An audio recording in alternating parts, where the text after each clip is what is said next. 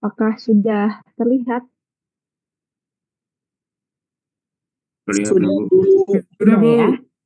Nah, ini nanti bisa membantu Bapak Ibu sekalian kalau memutuskan untuk membuat tesis atau nanti UTS-nya menggunakan teknik atau menggunakan metode kuantitatif ya. Adapun teknik pengumpulan data kuantitatif di sini adalah suatu cara atau proses pengumpulan data bentuk angka ya. Tentu saja ini dapat diukur secara statistik. Nah, data ini biasanya digunakan untuk membantu menjawab rumusan permasalahan penelitian dan sifatnya lebih objektif karena tadi dapat diukur dan dapat diuji secara empiris. Nah, biasanya karena ini digunakan untuk dalam metode kuantitatif ini digunakan untuk mengetahui hubungan ya, hubungan antar variabel, perbedaan antar variabel atau pengaruh antar variabel. Yang nantinya data kuantitatif ini diolah dengan tools atau alat statistik ya, macam-macam yang bisa digunakan.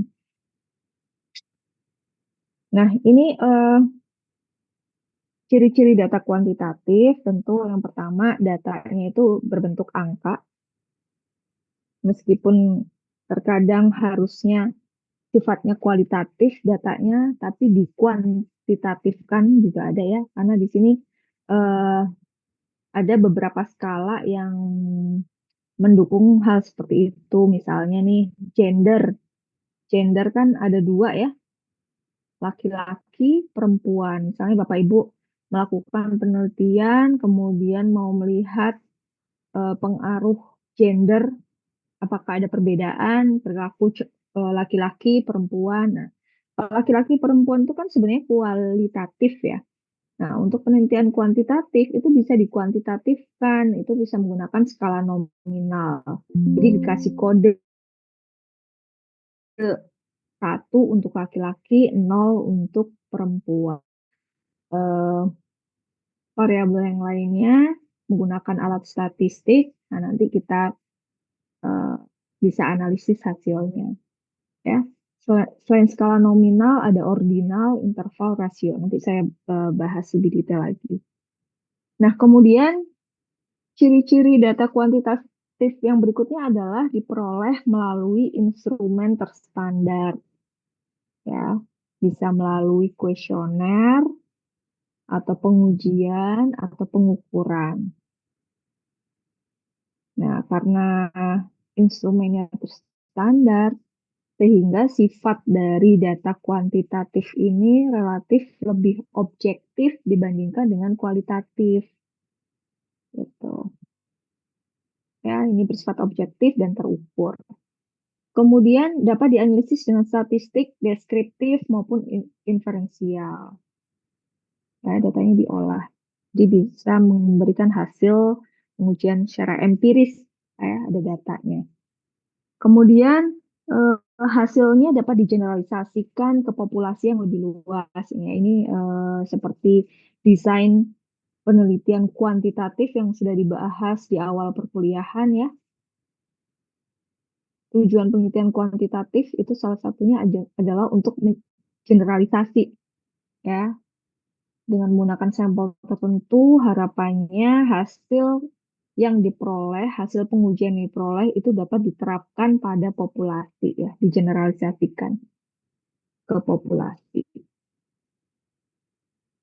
Nah, ini gambaran skala tadi ya. Kan tadi berupa angka. Angka itu macam-macam bentuk ukuran skalanya.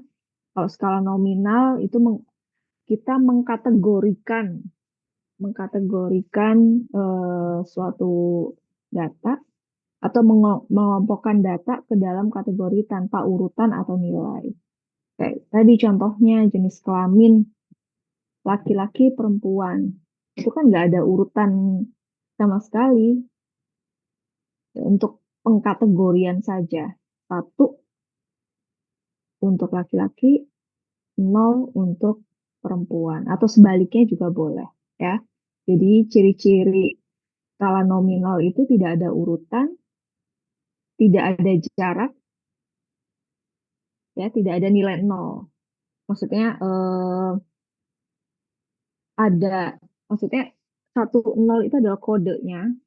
Maksudnya nol mutlak itu tidak ada, kayak misalnya gini, kalau bilangan itu kan ada angka misalnya rasio deh, rasio kan angkanya jelas ya, dari dari tak terhingga, positif, minus tak terhingga sampai positif tak terhingga, tengah-tengahnya ada nol. Nah kalau nominal kan enggak gitu, itu cuma pengkategorian saja.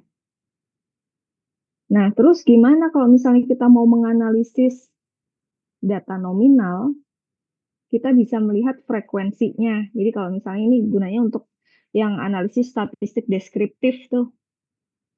Jadi kita bisa lihat frekuensinya, jumlahnya ya.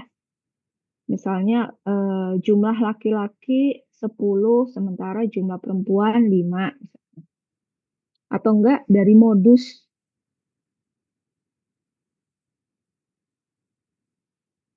Itu angka yang sering muncul atau yang ini ya, paling besar ya. Atau presentase, berapa persen yang laki-laki, berapa persen yang perempuan. Itu cara analisisnya bisa seperti itu. Kemudian ada skala ordinal. Skala ordinal ini datanya memiliki urutan atau peringkat, tapi jaraknya nggak pasti sama. Contohnya tingkat pendidikan.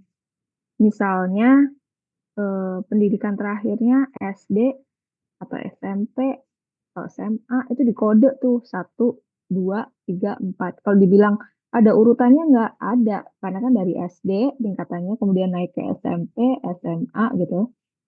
Nah, tapi apakah eh,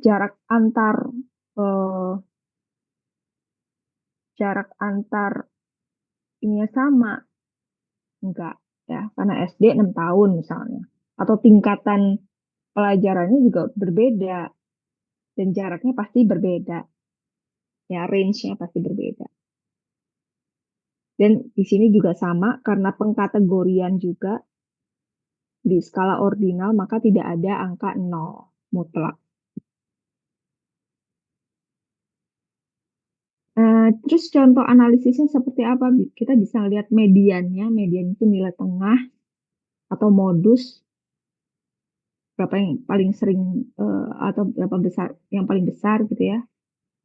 Atau kita bisa melakukan uji non parametrik, uji beda. Nah, itu untuk skala ordinal. Nah, kalau misalnya Bapak Ibu nanti pakai skala Likert tuh ya, skala Likert ketika nanti toolsnya menggunakan instrumennya menggunakan kuesioner, nah berarti pakai skala ordinal. Kalau kuesioner kan bisa skala Likertnya bisa 1 sampai 4 atau 1 sampai 5 gitu ya. Mulai dari sangat tidak setuju, tidak setuju, normal gitu kalau misalnya pakai 5, kalau nggak pakai 5 pakai 4 berarti nggak ada, normal langsung ke setuju, kemudian sangat setuju gitu.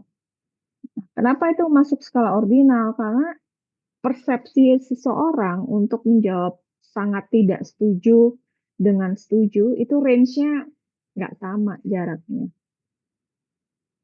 ya. Atau sebaliknya, jarak antara jawaban setuju sama sangat tidak setuju itu nggak sama.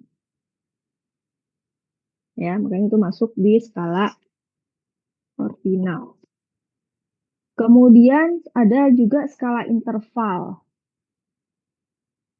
Nah, kalau skala interval di sini skala di mana ada jarak yang sama antar nilai, tapi tidak ada nol mutlak.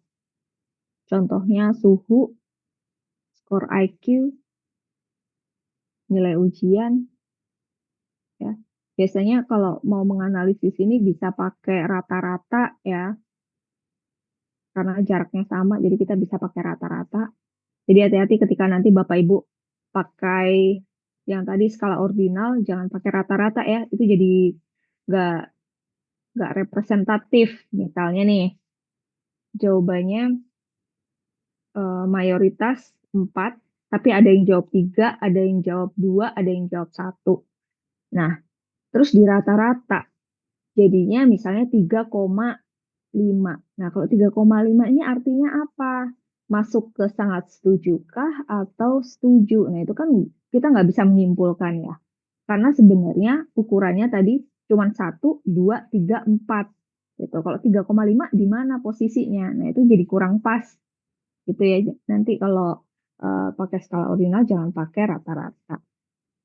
Kalau interval bisa pakai rata-rata, standar deviasi, korelasi, regresi, uji beda. Gitu.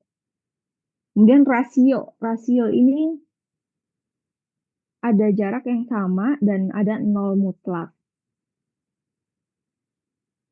Contohnya berat badan, tinggi badan, usia pendapatan atau enggak. Kalau misalnya pakai rasio keuangan, kita bisa pakai kalau profitability bisa pakai return on asset, return on investment, itu kan rasio ya. Nah, kalau udah pakai rasio, kita pakai data-data di laporan keuangan, kemudian kita bikin rasio, nah kita bisa pakai semua alat analisis ya yang mendukung. Nah, terus teknik pengumpulan datanya seperti apa? Kita meskipun kuantitatif, ini kita bisa melakukan wawancara. Minggu lalu saya jelaskan wawancara itu kan jenisnya macam-macam ya. Ada wawancara tidak struktur, ada wawancara terstruktur, ya. Dan untuk penelitian kuantitatif ini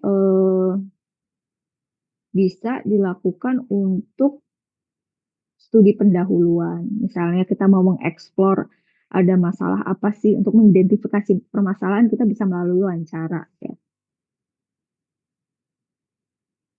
Tapi apakah ini harus dilakukan? Enggak, tergantung tujuan penelitian kita mau ngapain. Nah, biasanya wawancara ini dilakukan untuk mendapatkan data yang lebih mendalam dari responden. Tentunya ketika jumlah sampelnya sedikit, kita bisa melakukan wawancara. Tapi kalau misalnya kita em, awalnya memang pakai survei, nyebar kuesioner, biasanya kan jumlah sampelnya banyak. Wawancara itu menjadi kurang efektif, ya, karena itu akan membutuhkan waktu yang lama. Nah, untuk penelitian kuantitatif ini sama ya, sama kayak penelitian kualitatif. Responden yang mau diwawancara itu harus memiliki pengetahuan tentang topik atau permasalahan yang diteliti, biar hasilnya valid. Kemudian memberikan jawaban atau pernyataan yang benar dan dapat dipercaya, serta memiliki interpretasi yang sama tentang pertanyaan atau pernyataan yang diajukan oleh peneliti. Nah, ini contoh yang bisa diimplementasikan di penelitian kuantitatif itu adalah wawancara terstruktur. Nah, teknik ini biasanya digunakan ketika peneliti telah mengetahui dengan pasti tentang informasi apa yang mau kita peroleh, gitu. Ya. Sehingga ketika kita atau peneliti mau melakukan wawancara, peneliti itu harus mempersiapkan pedoman interviewnya berupa pertanyaan atau pernyataan tertulis dengan alternatif jawabannya. Nah, ketika kita menerapkan wawancara terstruktur, ya udah cuman pertanyaan itu saja yang akan diajukan kepada responden. Jadi tujuannya beda sama wawancara mendalam ya. Di sini cukup udah jelas arahnya gitu. Misalnya ini pertanyaan yang pertama tentang bagaimana tanggapan responden terhadap pelayanan di bidang kesehatan di kabupaten. Kan itu jawabannya udah jelas ya. Nah, ntar respondennya tinggal pilih aja. Sangat bagus, bagus, tidak bagus, sangat tidak bagus. Nah, terus ini kan masih belum berbentuk angka. Nanti dikode, dibikin kode sama peneliti biar jawaban kualitatif ini bisa menjadi kuantitatif. Misalnya yang sangat bagus dikasih skor 4, bagus 3, tidak bagus 2, sangat tidak bagus 1. dan seterusnya.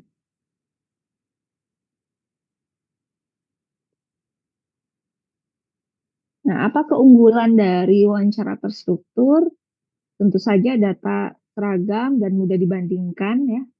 Ini kan mirip kayak survei, tapi ini wawancara. Jadi berbeda ya. Antara survei kita menyebarkan kuesioner sama wawancara itu berbeda. Kalau wawancara itu ada interaksi antara pewawancara sama yang diwawancarai. Meskipun untuk wawancara terstruktur kita tidak melakukan interview secara mendalam, pertanyaannya mirip kuesioner tapi ada interaksi secara langsung gitu. Nah, kalau kuesioner si responden hanya dihadapkan pada pertanyaan, dia nggak ketemu sama pewawancaranya. Nah, kalau wawancara terstruktur ini bisa diarahkan nih respondennya oleh si wawancara karena ada interaksi itu sendiri. Ya. Dan untuk wawancara terstruktur ini hasilnya dapat diuji secara kuantitatif ya keunggulannya karena tadi bisa dikode atau diklasifikasi menjadi angka. Kemudian eh, kelemahan dari wawancara terstruktur di sini tidak fleksibel karena kita tidak bisa menggali alasan di balik jawaban ya. Karena udah pedomannya ya cuman itu aja. Kita tujuannya memang tidak untuk mendapatkan jawaban yang mendalam dari suatu permasalahan. Nah, kemudian kelemahannya di sini kita perlu wawancara yang disiplin dengan pedoman pertanyaannya. Jadi nggak boleh melebar kemana-mana agar tujuan awalnya tercapai, yaitu agar datanya mudah diperbandingkan. Saya mau membandingkan data antara responden laki-laki dan perempuan yang menjawab ini. Itu kan bisa diperbandingkan, ya. Tapi kalau wawancaranya tidak strict pada pedoman, misalnya malah dieksplor, digali lebih mendalam, malah susah kita melakukan komparasi jawabannya, gitu. Ya. Nah, selain wawancara, yang paling sering digunakan juga untuk penelitian di bidang manajemen, khususnya manajemen SDM. Nah, SDM kan terkait sama orang ya, biasanya pengumpulan datanya dari eh, orang-orang gitu. Sehingga cara yang paling tepat ya kuesioner. Di mana teknik ini dilakukan dengan cara memberi perangkat pertanyaan, pernyataan tertulis kepada responden. Jadi karena di sini memberikan pertanyaan, pernyataan secara tertulis kepada responden, di sini tidak perlu adanya interaksi ya antara peneliti dengan yang mau diteliti atau responden itu sendiri.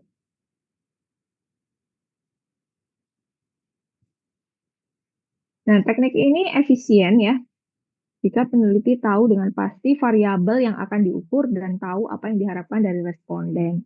Nah, biasanya nanti Bapak Ibu ketika mau membuat kuesioner agar tidak kalau di level S2 kita bisa pakai daftar pertanyaan atau indikator yang dipakai oleh peneliti sebelumnya. Nah, kalau disertasi S3 kita mengembangkan apa saja sih yang mau kita ukur, pertanyaannya kita kembangkan sendiri. Nah, tapi kalau di S2 kita bisa pakai penelitian orang lain untuk pertanyaannya. Nah, kalau kita sudah mengacu ke penelitian orang lain, kita nggak perlu melakukan uji validitas dari pertanyaannya. Misalnya pertanyaan, kita nggak perlu melakukan pilot test. Pilot test itu untuk menguji apakah pertanyaannya ini mudah dipahami oleh calon responden. Jadi belum ke responden kita tes dulu gitu. Makanya namanya pilot test. Biasanya ke non responden ya. Ini pertanyaannya mudah dipahami atau enggak, sesuai dengan maksud peneliti atau enggak, jangan sampai ambigu dan seterusnya. Nah, tapi kalau misalnya kita mau pakai pertanyaan dari penelitian sebelumnya, kita nggak perlu melakukan pilot test itu sendiri karena diasumsikan sudah melalui tahapan tersebut. Nah, Untuk penggunaan kuesioner ini cocok digunakan untuk jumlah responden yang besar, ya. Nah, kalau misalnya kita jumlah respondennya banyak, terus milih tekniknya wawancara terstruktur, nah itu capek di kita, waktunya lama, capek tenaga, biaya gitu ya. Nah, kalau kuesioner ini relatif lebih efektif dipakai, karena kan sekarang banyak eh, sarana yang bisa dipakai ya. Kita bisa pakai Gform, dikirim lewat medsos atau lewat WhatsApp gitu ya untuk penyebaran kuesioner.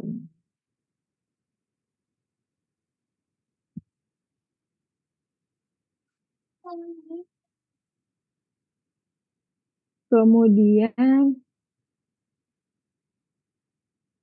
jenis kuesioner. Nah, jenis kuesioner ini macam-macam ya, Bapak Ibu. Ada kuesioner tertutup,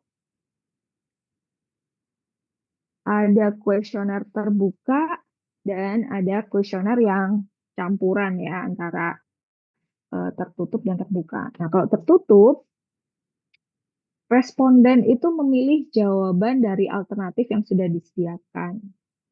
Contohnya tadi pakai skala Likert atau pakai pilihan ganda atau jawaban ya atau tidak. Udah, jadi si responden nggak bisa menjawab dengan jawaban yang lain selain yang disediakan oleh peneliti. Keunggulannya adalah di sini mudah dianalisis secara statistik untuk kuesioner tertutup.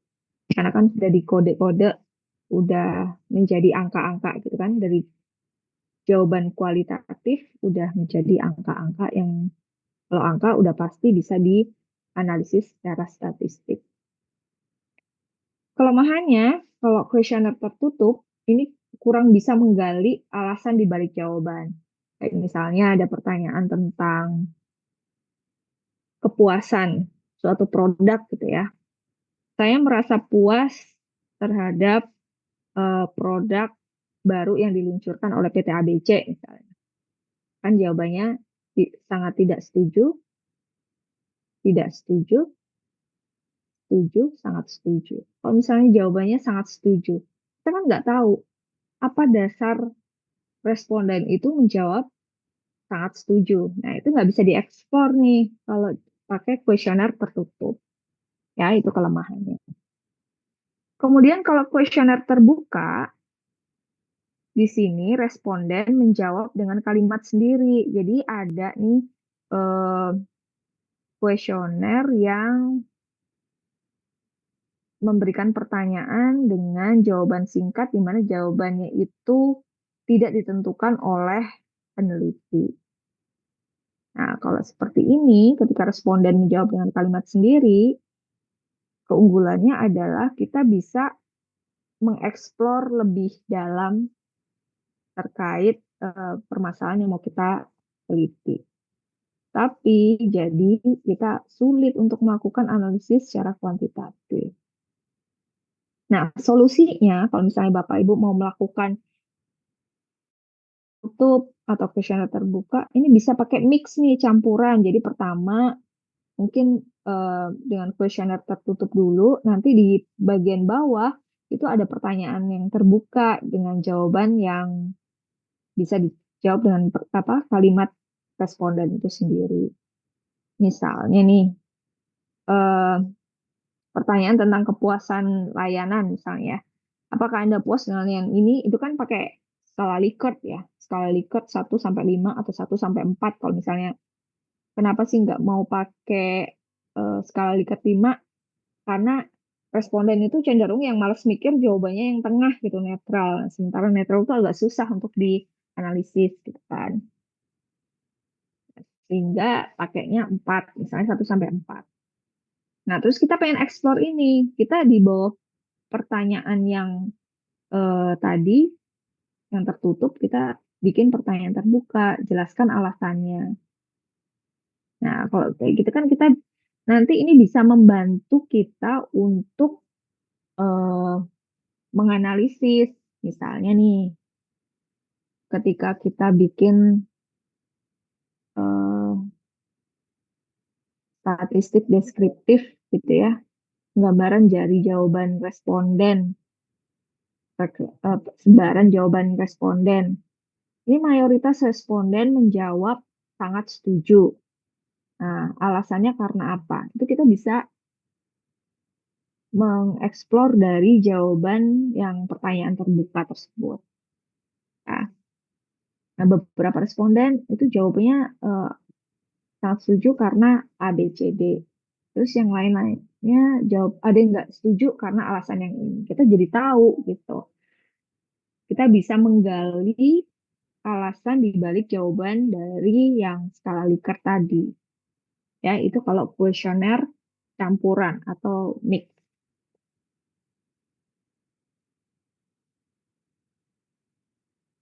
Nah, ternyata penulisan kuesioner itu tidak semudah ini ya, kita menanyakan suatu hal tadi karena tujuan utamanya adalah kita ingin mengukur suatu variabel yang sifatnya kualitatif, gimana caranya bisa terkuantitatif.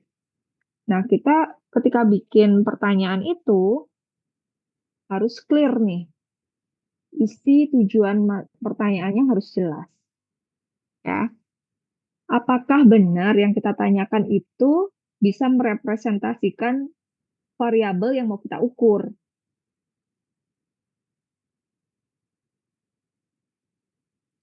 Nah, kita pastikan pertanyaannya itu harus jelas ya, harus clear. Skala pengukurannya harus jelas, jumlah item pertanyaannya pas, dan indikator yang mengukur itu bisa merefleksikan si variabel tersebut. Selain isi dan tujuan pertanyaan, bahasa yang digunakan juga harus yang tepat, mudah dipahami oleh responden. Bahasa yang digunakan harus sesuai dengan kemampuan responden. Misalnya nih, Bapak Ibu mau meneliti di daerah terpencil di mana mereka, misalnya respondennya kurang paham nih sama bahasa Indonesia misalnya. Nah, kita harus bikin responden sesuai dengan bahasa yang mereka ngerti gitu. Atau kalau misalnya kita mau pakai penelitian lintas negara, pakai kuesioner misalnya ya, kita nggak mungkin pakai bahasa Indonesia kan, harus pakai bahasa Inggris. Nah, seperti itu. Kemudian tipe dan bentuk pertanyaannya tadi ya harus jelas. Kita mau fokusnya di mana nih? Cuman untuk uji statistik saja atau kita mau mengeksplor juga? Nah, berarti kan kita harus sesuaikan juga pertanyaannya. Kita perlu pertanyaan terbuka atau tertutup saja cukup gitu. Terus kalimatnya positif atau negatif. Nah, hati-hati nih. Kalau misalnya pertanyaannya tentang mau mengukur kepuasan gitu ya misalnya ya. Kalau misalnya pertanyaannya tentang saya merasa puas terhadap kualitas produk. Kalau jawabannya 4, itu kan sangat setuju ya. Ketika jawaban saya setuju, berarti kan responden memang sangat puas terhadap si produk tersebut. Kemudian ada pertanyaan berikutnya, tapi arahnya berlawanan, bukan positif. Kalau tadi kan positif, makin besar makin setuju, berarti makin puas gitu kan. Misalnya ada pertanyaan lain yang negatif, berarti berlawanan. Misalnya, saya tidak puas ketika produknya begini. Nah, kalau jawabannya ternyata sangat setuju, berarti sangat setuju itu artinya tidak puas. Nah, ini hati-hati nanti ketika menganalisis. Ya. Nah, paling aman, paling gampang itu adalah kita buat satu arah saja. Misalnya untuk pertanyaan kepuasan, jawaban satu itu sangat tidak setuju, yang artinya adalah sangat tidak puas, ya. Atau ketika 4, jawaban tertingginya itu adalah sangat puas. Tapi ada aliran peneliti yang lain yang justru mau mengcompare dua jawaban ini. ya. Kalimatnya dibikin positif sama negatif, di-mix, dicampur ketika bikin kuesioner. Nah, ini ada keunggulannya juga nih. Kenapa sih kok campur-campur? Tujuannya adalah biar responden benar-benar baca pertanyaannya dan berhati-hati ketika melakukan atau menjawab pertanyaan. Ya, kadang kalau responden kita kan ya udahlah jawabannya 4 semua aja. Tentang kepuasan, kalau kita udah merasa puas, udah jawab 4 semuanya aja. Nah, untuk menghindari hal tersebut, ada tuh peneliti yang pakai pertanyaannya atau pernyataannya sengaja dicampur antara kalimat positif dan kalimat negatif. Which is ini bagus sebenarnya karena itu tadi agar responden nggak ngasal jawabnya gitu. Nah, tapi yang perlu dijadikan catatan, ketika kita mau menganalisis, hati-hati, kita harus reverse jawabannya dulu. Kita balik ya, kita jadiin positif. At least ketika kita mau menganalisis, mengumpulkan jawaban 4 itu kita harus sama nih. 4 itu artinya adalah sangat setuju. Nah, berarti pertanyaan-pertanyaan negatif kita balik dulu. Jawaban 1 jadi 4, jawaban 3 jadi 2, jawaban 4 jadi 1. Kita balik jawabannya. Nah, kalau gitu udah searah semua. Nah, kadang ada peneliti yang tinggal ngikutin pertanyaan dari penelitian sebelumnya yang kebetulan pakai metode yang itu tadi, di mix antara kalimat positif, kalimat negatif, tapi lupa ketika analisis jawabannya nggak di reverse. Nah, itu analisisnya jadi bias ya, jadi salah. Ya, ini jadi perhatian ya untuk penulisan kuesioner. Kemudian prinsip berikutnya pertanyaan itu tidak mendua, nggak boleh ambigu, ya nggak boleh double pengertian. Misalnya nih, bagaimana pendapat Anda tentang kualitas dan kecepatan pelayanan KTP? Itu kan sebenarnya dua pertanyaan yang berbeda ya.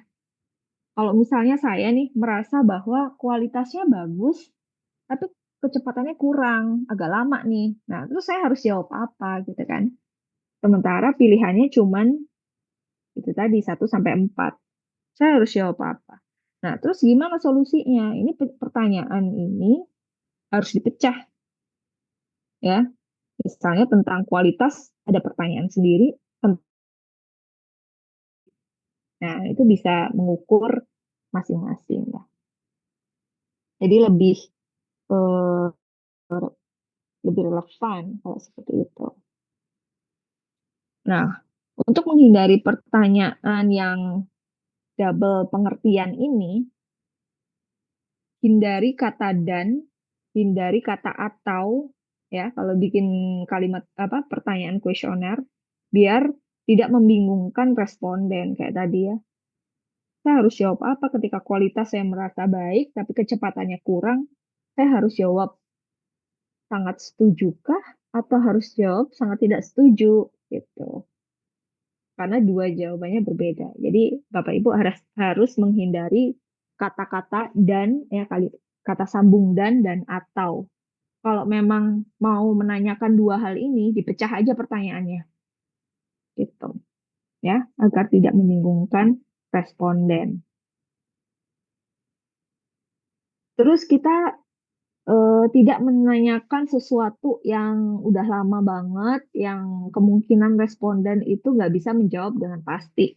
Atau misalnya udah lupa, misalnya pertanyaan tentang kinerja pimpinan atau penguasa Indonesia 30 tahun yang lalu.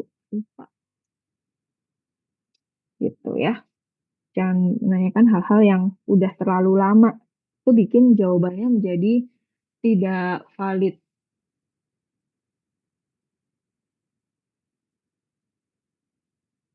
Kemudian pertanyaannya tidak menggiring jawaban responden ya untuk menjaga eh, validitas, reliabilitas kita nggak boleh menggiring jawaban responden. Misalnya contoh pertanyaannya, bagaimana jika bonus atas pelayanan ditingkatkan? Kalau kita kan pasti maunya jawabannya iya ya. Nah, nggak boleh tuh menggiring. Terus panjang pertanyaan ini juga harus dipertimbangkan. Jangan terlalu panjang karena nanti respondennya bisa jenuh ya. Kalau udah jenuh pasti jawabnya asal-asalan. Terus kalaupun memang diperlukan variabelnya banyak, maka instrumennya dapat dibuat bervariasi dalam tampilan, skala pengukuran yang digunakan, dan cara pengisiannya. Makanya kalau di Google Form tuh dipisah-pisahkan eh, per indikatornya ya.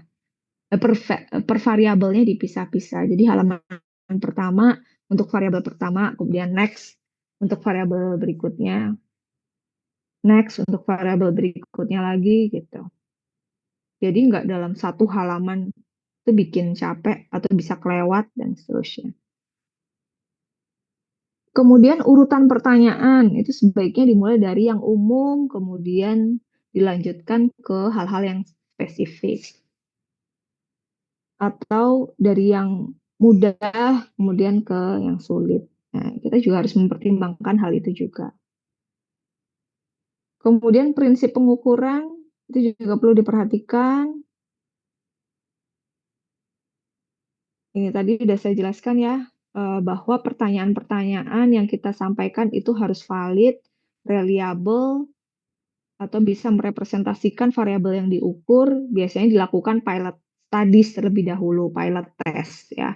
Itu kalau misalnya pertanyaannya belum pernah diuji validity-nya, reliability-nya, kita harus melakukan pilot study. Pilot study itu catatannya adalah tidak dilakukan pada responden yang mau kita cari. Jadi pilot study itu ke non-responden. Misalnya nih, saya mau mengembangkan suatu pertanyaan kuesioner untuk penelitian. Ini baru nih pertanyaannya, belum pernah diujikan dan saya tidak mengacu ke penelitian manapun, misalnya ya. Nah, terus untuk menguji apakah data ini valid atau reliable, saya tes dulu nih, tes pengujian awal ke non-responden. Biasanya saya pakai mahasiswa. Coba kamu isi responden ini, kuesioner ini, dah diisi. Terus kita diskusi, ada nggak pertanyaan yang susah dimengerti? Ada nggak ya? Ya seperti itu pilot test. Nah, kemudian setelah itu hasil jawabannya kita uji validity, uji reliability-nya menggunakan alat statistik. Nah, kalau udah lolos, baru kita eh, kita pastikan ya tadi kalau nggak ada masukan perbaikan kuesioner, baru kita bisa sebarkan kuesionernya ke responden yang sebenarnya. Ya, itu tujuannya untuk memastikan ukurannya representatif atau tidak.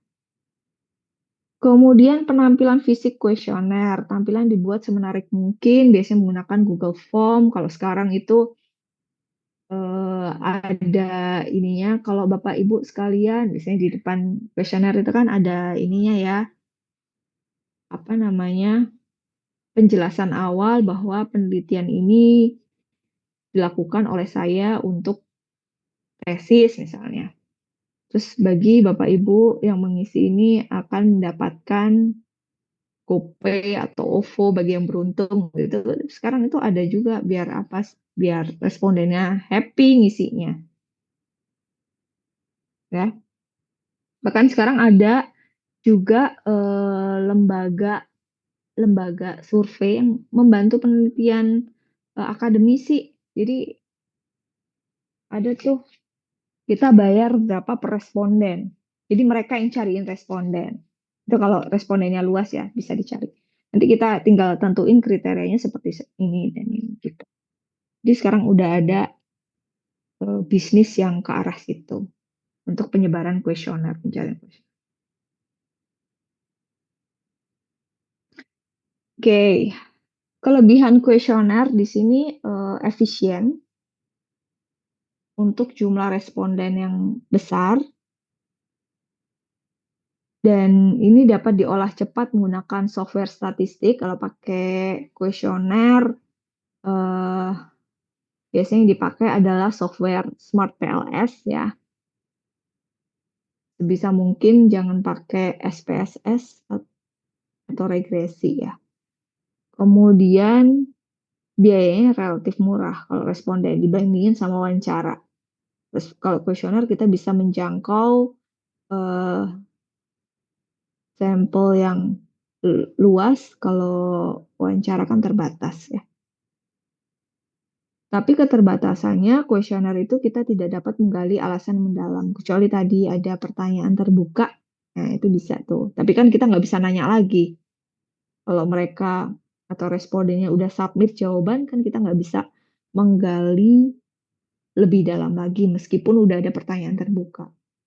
Karena ada juga tuh responden yang malas untuk ngisi, kadang diisi strip gitu aja untuk menggugurkan kewajiban, kan biasanya ada bintang merahnya yang wajib diisi gitu kan ya. Tapi ketika nggak diisi, dia kan nggak bisa submit jawaban. Kadang diisi strip aja tuh. Nah, tetap aja kalau seperti itu ya kita agak susah untuk menggali alasan mendalam. Dan kemudian kelemahannya responden itu bisa menjawab asal-asalan. Nah, ini respon bias ya. Nah, ini kelemahan kalau kita pakai kuesioner. Nah, kalau pakai wawancara terstruktur tadi, kita kan ada interaksi ya dengan eh, informannya atau respondennya, sehingga kita bisa memastikan bahwa responden itu menjawabnya dengan benar kalau wawancara terstruktur. Kalau kuesioner kita nggak bisa seperti itu.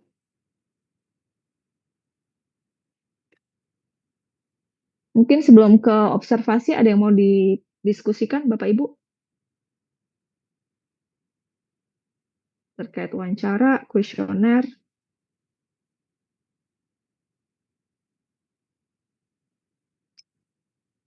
Belum ada? Sementara belum, Bu. Oke, saya lanjutkan ke observasi ya. Observasi ini sama kayak yang penelitian kualitatif kemarin ya. Ini digunakan bila penelitian berkenaan dengan perilaku manusia, proses kerja, gejala alam ya. Ini tidak terbatas pada orang, tapi pada objek kita bisa melakukan observasi.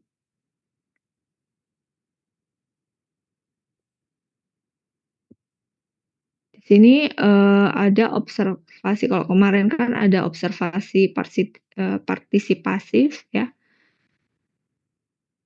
di mana di sini peneliti terlibat dalam kegiatan sehari-hari ya yang diamati. Nah, ketika kita ikut berperan secara aktif dalam kegiatan yang diteliti atau objek yang kita teliti, maka data yang diperoleh itu menjadi lebih lengkap. Makanya kalau misalnya eh, kan banyak nih, kalau mahasiswa MM tuh banyak melakukan penelitian di tempat kerjanya. Nah, itu berarti kan observasi partisipatif ya. Dia terlibat langsung dalam eh, objek yang diteliti. Sehingga ini ada contoh nih, peneliti berperan sebagai karyawan agar mengetahui perilaku karyawan dalam bekerja, semangat kerja karyawan. Ini cocok kalau misalnya risetnya terkait SDM ya. Hubungan antar karyawan, hubungan karyawan dengan atasan, keluhan, kendala saat bekerja.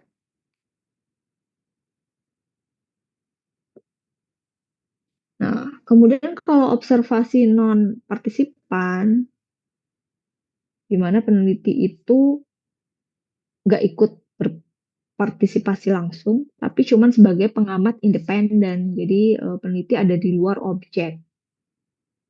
Nah, kalau peneliti ada di luar objek, maka data yang diperoleh itu nggak bisa mendalam. Ya, kita cuma bisa ngelihat dari luar aja. Misalnya, ada peneliti datang ke suatu perusahaan untuk mengamati proses produksi. Nah, yang kita tahu cuma apa? Oh, mesinnya beroperasi baik untuk mengolah bahan baku, kualitas mesinnya masih bagus, kualitas barang yang dihasilkan juga bagus, kinerja operator mesinnya seperti apa. Ya cuman itu aja yang kita bisa nilai dari luar ya.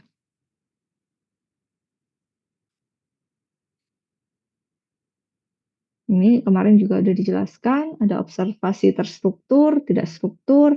Kalau observasi terstruktur itu dirancang secara sistematis, karena peneliti sudah mengetahui variabel apa yang diteliti, maka dia langsung fokus pada apa yang mau diobservasi.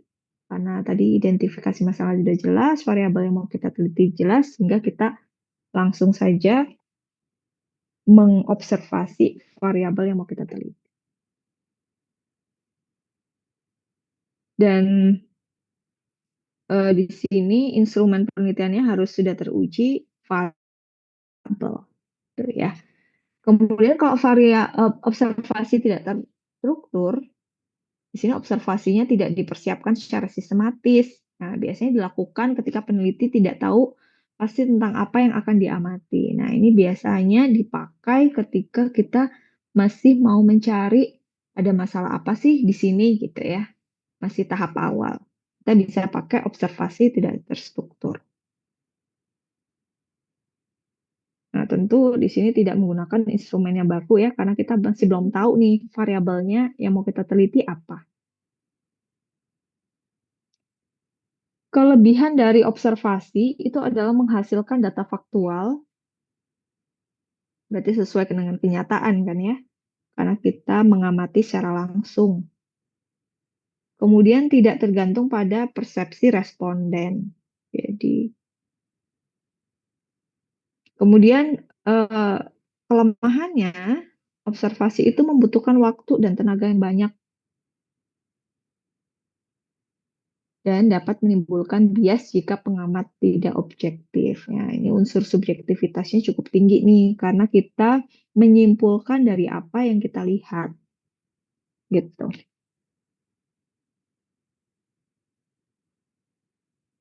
Kemudian teknik berikutnya adalah dokumentasi. Nah, ini juga paling sering dipakai di penelitian kuantitatif, yaitu pengumpulan data yang sudah tersedia dari sumber-sumber resmi atau publikasi sebelumnya.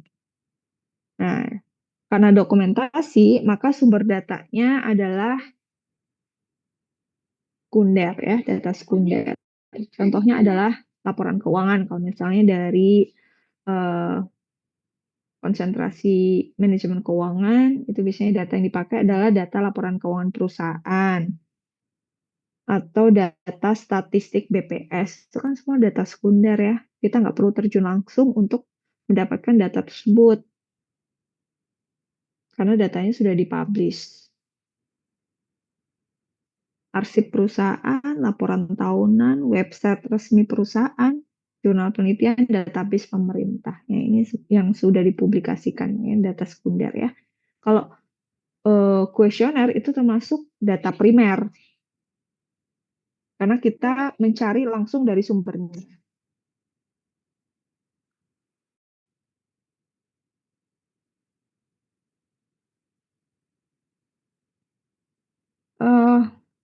Kelebihan dokumentasi adalah cepat, murah, efisien ya, karena datanya udah tersedia, kita tinggal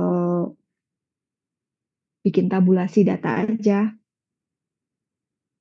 Dan ini bisa mencakup periode waktu yang panjang. Misalnya laporan keuangan saya mau pakai 10 tahun ke belakang, itu kan bisa. Ya, kita bisa pakai range waktu yang panjang. Kalau kuesioner kan di saat itu aja. Kemudian kelemahannya adalah terkait kualitas, keakuratan, ini perlu diverifikasi lagi ya. Tapi kalau datanya yang udah dipublish, harusnya itu sudah valid ya. Cuman hati-hati, mungkin ada human error ketika masukkan datanya, ada typo, salah input, dan seterusnya. Gitu ya. Jadi perlu dicek dan verifikasi lagi. Terakhir adalah eksperimen. Nah, eksperimen ini juga menarik nih. Eksperimen ini adalah teknik pengumpulan data dengan memberi perlakuan atau treatment terhadap satu kelompok dan membandingkan hasilnya dengan kelompok kontrol. Tentu kelompok kontrol ini kelompok yang tidak diberikan treatment, kemudian melihat pengaruhnya terhadap satu variabel. Jadi kita bikin kayak 2 kelompok gitu ya. Misalnya kalau saya di kelas, ada satu kelas yang diberikan treatment, contohnya ini dikasih pelatihan. Tapi di kelompok B tidak diberikan pelatihan. Nah, terus mau dicek nih bagaimana produktivitas antara A dan B itu seperti apa. Nah, ini eksperimen ya. Jadi eksperimen itu nggak serta-merta harus di lab kayak di science gitu ya. Tapi ini juga bisa dilakukan di ilmu sosial, manajemen itu juga bisa. Misalnya saya mau kalau di penelitian-penelitian itu kan banyak tuh tentang pengaruh pelatihan terhadap kinerja karyawan. Kalau sama ini kan pakai kuesioner yang paling banyak ya. Nah, ternyata ini bisa juga menggunakan teknik eksperimen. Misalnya ada karyawan, sekelompok karyawan yang diikutkan pelatihan, yang satu lagi gak ikut. Nah, kemudian kita tes hasil produktivitasnya seperti apa. Kemudian diuji secara statistik. Nah, ternyata lebih bagus yang mana? Nah, kalau misalnya lebih bagus yang pelatihan, berarti pelatihan memang berpengaruh terhadap produktivitas. Nah, ini ya, lebih baik ketika mempengaruhi produktivitas pegawai. Keunggulan eksperimen ini mampu membuktikan hubungan sebab akibat. Ya, jadi nanti dari hasil itu kita ambil datanya, kemudian nanti diuji secara statistik untuk menentukan apakah ada pengaruh atau tidak. Jadi bisa membuktikan hubungan sebab akibat atau kausalitas. Ini hasilnya bisa bagus kalau misalnya variabel kontrolnya juga baik. Eksperimen ini susah diterapkan pada fenomena sosial yang kompleks. Nah, kalau tadi, jadi kita untuk melakukan eksperimen itu bikin skenario. Skenarionya mau seperti apa? Ya, tadi ya, satu dikasih pelatihan, yang satu nggak dikasih pelatihan, kemudian efeknya seperti apa ke produktivitas. Kita bikin skenario. Nah, kalau misalnya fenomena sosial itu kompleks, ternyata bukan karena faktor pelatihan saja, ada faktor yang lain. Nah, itu kita agak susah tuh bikin skenarionya kalau ternyata faktor-faktor yang menentukan produktivitas itu banyak gitu, kompleks. Jadi kita susah membuat skenarionya. Yaitu tadi membutuhkan kontrol yang ketat terhadap variabel luar. Nah, kalau misalnya nih yang kita uji pelatihan, ternyata sebenarnya masalahnya bukan di pelatihan, ada faktor lain yang ternyata kita nggak teliti itu. Nah, itu yang jadi bias nanti hasilnya ya.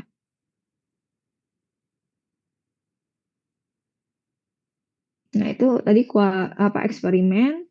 Nah, sama halnya dengan data kualitatif, untuk data kuantitatif di sini juga memerlukan uji validity, reliability ya dalam pengumpulan datanya.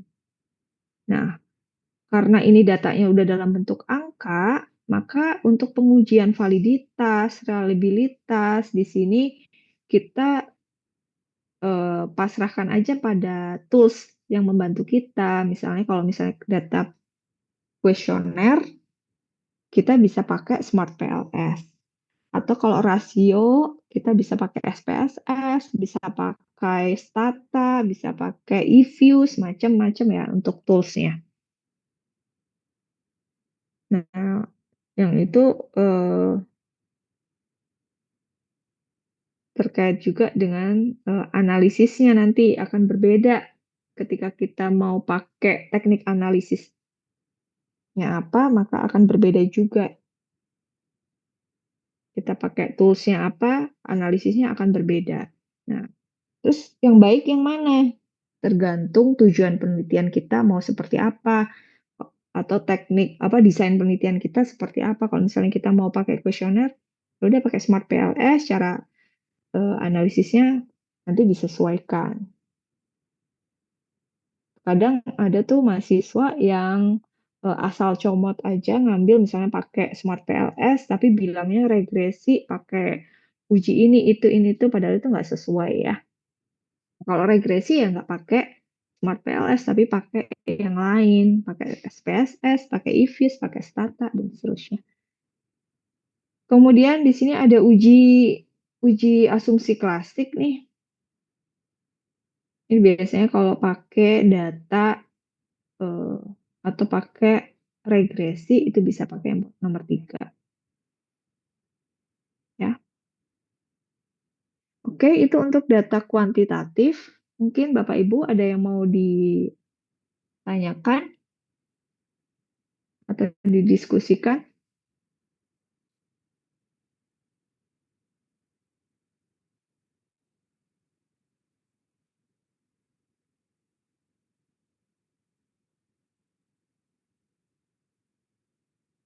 Boleh Pak Hairul?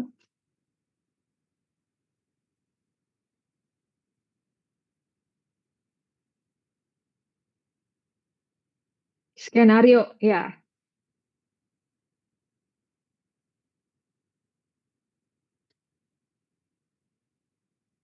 cukup sekali. Kalau 2 kali nanti jadi ketahuan ininya ya. Mm-mm, mm-mm. Iya. Mm-mm. Nah, kalau tantangan ketika kita membuat eksperimen, tantangan yang agak sulit itu adalah membuat skenarionya itu. Make sure bahwa skenarionya ini eh, bisa merepresentasikan si variabel itu atau enggak gitu. Bisa digunakan untuk mengukur variabel tersebut atau tidak gitu. Kayak misalnya dalam konteks kenapa? Kayak misalnya dalam konteks pajak nih, saya kan penelitiannya ke tax avoidance ya, penghindaran pajak. Melihat perilaku wajib pajak yang memang arahnya ke sana, cenderung melakukan penghindaran pajak karena dianggap pajak sebagai beban dan seterusnya. Nah, ini saya bisa nih melakukan eksperimen ke calon wajib pajak, which is itu mahasiswa saya S1. Itu kan belum wajib pajak ya. Nah, terus saya bikin skenario-nya seperti apa?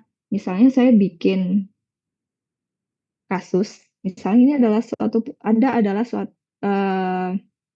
staff di perusahaan PT ABC misalnya. Di kelas yang satu, saya kasih pelatihan tentang bagaimana memanage pajak. Kan ada tuh mata kuliah eh, manajemen perpajakan. Nah, pajak itu di manage tujuannya biar apa? Biar pajaknya efektif, efisien, dan seterusnya. Ya. Nah, terus eh, di kelas yang lain nggak diajarin itu, cuma dikasih tahu ada kasus ini. Kalau misalnya Anda bisa melaporkan pajak di 2 kelas ini, ya, pertanyaannya, kalau misalnya Anda bisa membuat laporan pajak yang efisien, misalnya nanti selisih efisiensinya akan dikonversikan jadi benefit Anda, misalnya bisa dikasih uang kalau di contoh paper tuh bisa dikasih uang, misalnya kalau Anda bisa menghemat sekian, nanti Anda akan saya kasih uang sekian gitu. Atau enggak kalau misalnya Anda bisa menghemat, nanti nilainya jadi tinggi nih, nilai mata kuliah saya misalnya. Nah, itu mahasiswa akan berlomba-lomba. Nah, ketika ada treatment yang sebelumnya, ada manajemen pajak. Kalau manajemen pajak kan kita kasih tahu juga bahwa ketika kita melakukan tax avoidance atau tax evasion, ada sanksi loh kalau misalnya kita ketahuan dan seterusnya. Mereka tahu ke situ. Tapi yang satunya nggak ngasih treatment, udah babat habis aja. Yang ini nggak usah dilaporin, yang ini jadi gitu. Nah, kan ada perilaku yang berbeda. Terus kita baru uji ke tingkat kepatuhannya nanti seperti apa. seperti itu. Jadi bikin skenario-nya itu yang agak susah kalau eksperimen.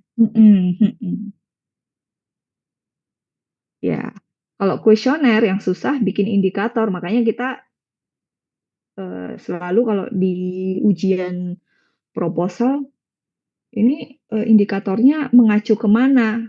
At least itu bisa memastikan bahwa ini udah valid nih kalau udah mengacu ke penelitian sebelumnya. Kalau bikin sendiri, nah udah melakukan pilot tadi atau belum? Apakah indikatornya ini benar-benar merepresentasikan variabel atau belum? Itu kalau kuesioner tuh susahnya di situ. Terus bikin pertanyaannya. Nah, biasanya karena di paper itu yang disajikan cuma indikatornya aja, ya, bukan pertanyaan kuesionernya. Nah, dari indikator kita bikin pertanyaannya itu tadi. Tadi tantangannya udah saya jelaskan ya. Jangan sampai kalimatnya nggak jelas, nanti responden jawabnya juga nggak jelas. Ya, semua ada plus minusnya. Oke, mungkin ada pertanyaan lain, Bapak Ibu?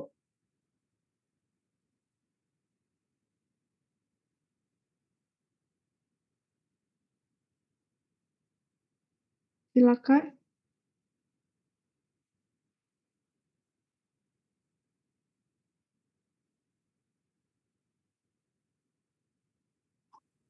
Bu, boleh nanya masalah tugas ya, Bu?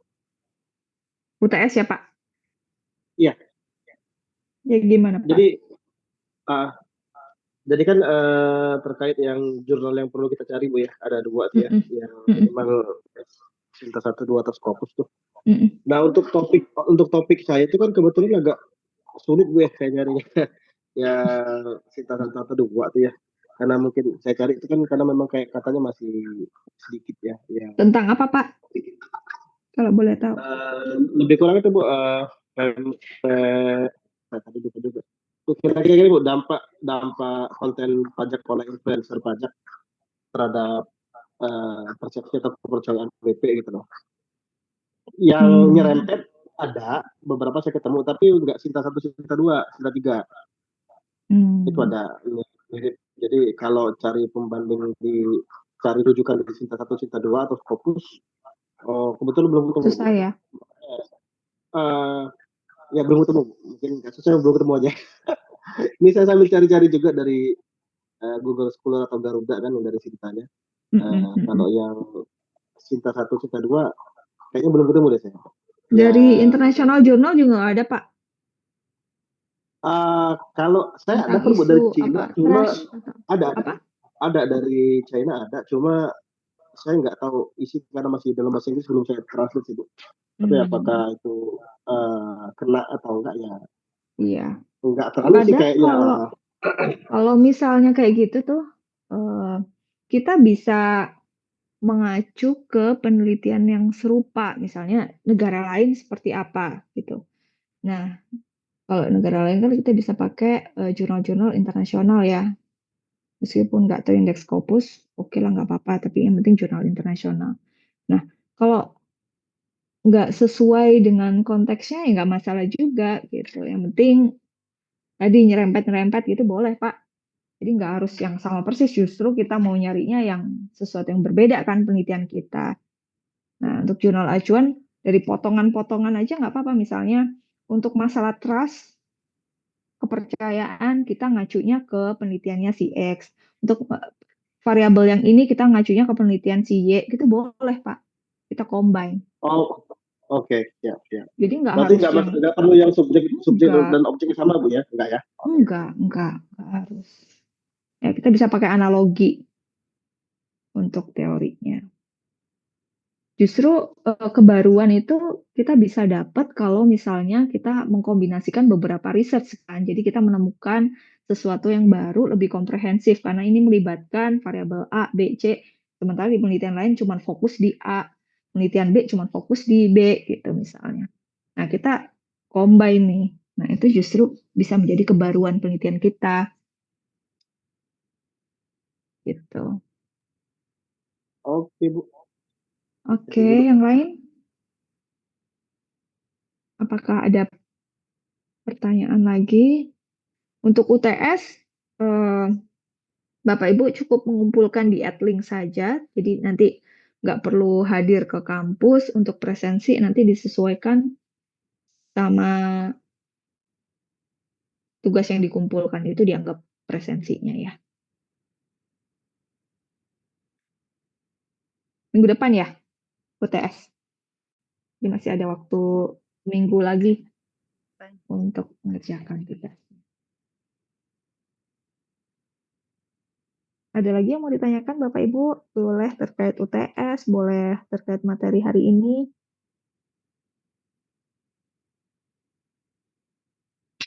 Untuk presensi sudah